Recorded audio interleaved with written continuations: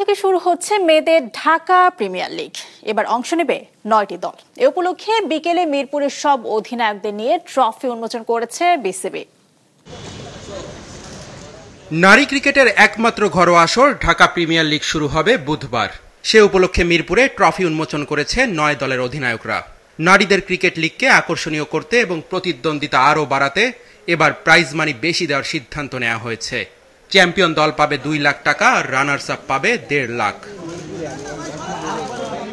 গত আসরে তৃতীয় হওয়া রূপালী ক্রীড়া পরিষদ এবার অংশ নিচ্ছে না, তাই 9 দল নিয়ে শুরু হবে প্রতিযোগিতা। এবার মেয়েদের বিপিএল আয়োজনের কথা থাকলেও সম্ভব হয়নি, তাই এই লিগকে জমজমাট করতে চায় বিসিবি। 4 থেকে 19 এপ্রিল পাকিস্তানে হতে যাওয়া নারী বিশ্বকাপ বাছাইয়ের আগে বাংলাদেশ নারী ক্রিকেট দলের খেলোয়াড়দের ঝালিয়ে নেওয়ার বড় সুযোগ এই ঢাকা প্রিমিয়ার লিগ।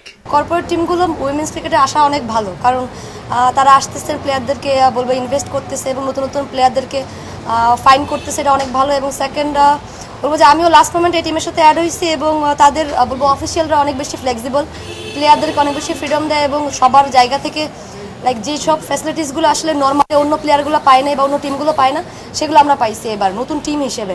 সবাই ভালো করুক এটাই আশা করি, বাট ওরকম কোনো প্রেশার নেই যে নতুন টিম আসছে বিদায় যে প্রেশার হবে, তা ওরকম প্রেশার নেই।